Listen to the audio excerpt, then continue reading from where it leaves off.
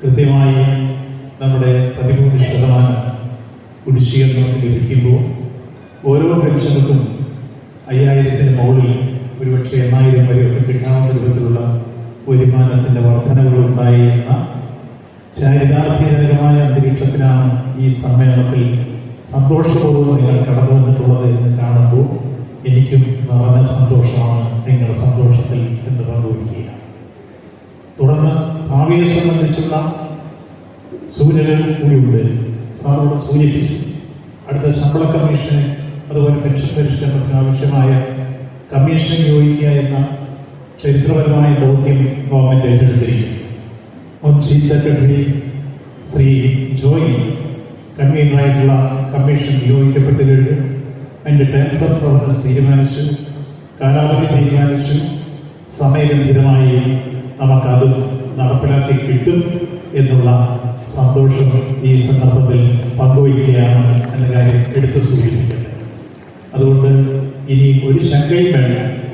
നമ്മുടെ KSSTU മുന്നോട്ട് വെച്ച ആശയങ്ങൾ അർത്ഥപൂർണമായി എല്ലാ അർത്ഥത്തിലും അധ്വാനിക്കുന്നവർ വികാരങ്ങൾക്ക് രൂപവും ഭാവവും നൽകുന്ന ഒരു ലോകം എന്ന രൂപത്തിൽ നിങ്ങൾ ഈ ആവശ്യങ്ങൾ അംഗീകരിക്കുകയും അത് പരിഹരിക്കുകയും ഭാവി നമുക്ക് കിട്ടുന്ന ലഭ്യമാക്കാൻ ഉള്ള അവസരങ്ങൾ കൃത്യമായി നമ്മൾ രൂപപ്പെടുത്തുകയും ചെയ്തു കഴിഞ്ഞിരിക്കുന്നു എന്ന പശ്ചാത്തലത്തിലാണ് ഈ സമ്മേളനം നടക്കുന്നത്.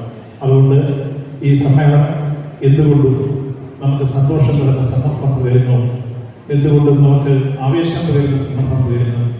നമ്മുടെ സംഘടനയാണെങ്കിൽ കൃത്യമായി അതിൻ്റെ യൂണിറ്റ് സമ്മേളനം, അതോടൊപ്പം തന്നെ പഞ്ചായത്ത് സമ്മേളനം, അല്ലെങ്കിൽ ബ്ലോക്ക് സമ്മേളനം, ജില്ലാ സമ്മേളനം, അതിനുശേഷം സംസ്ഥാന സമ്മേളനമെല്ലാം കൃത്യമായി ചിട്ടയോടുകൂടി നടത്തി മുന്നോട്ട് പോകുന്ന ഒരു സംഘടനയാണ്.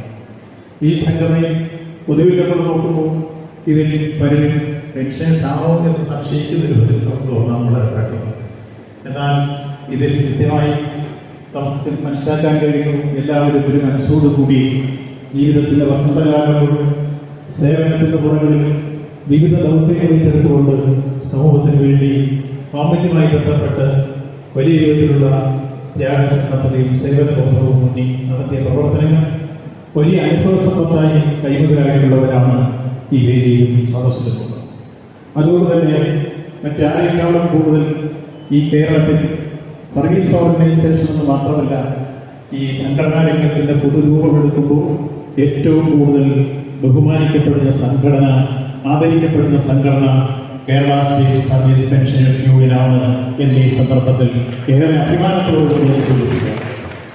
മറ്റൊന്നും കൊണ്ടല്ല, എല്ലായ്പ്പോഴും ഞാൻ എൻ്റെ അഭിപ്രായം തുറന്ന് നിങ്ങളുടെ മുമ്പ് കൊല്ലം സമ്മേളനത്തിൽ പറഞ്ഞു. മുതിർന്നവരെ സ്നേഹിക്കുകയും ബഹുമാനിക്കുകയും അവരെ എല്ലാ അർത്ഥത്തിലും സംരക്ഷിക്കുകയും സഹായിക്കുകയും ചെയ്യുന്നത് കൃത്യമായി പറഞ്ഞാൽ ഒരു സംസ്കാരത്തിൻ്റെ ഭാഗമാണ്. ആ സംസ്കാരം നമ്മുടെ സമൂഹത്തിൽ ഇന്ന് പൊതുവിൽ നഷ്ടപ്പെടുന്ന അവസ്ഥാവിശേഷം വളർന്നു വരുന്ന കാലഘട്ടത്തിലാണ് നമ്മുടെ ഈ ദിശ മുന്നോട്ട് നീങ്ങിക്കൊണ്ടിരിക്കുന്നത്.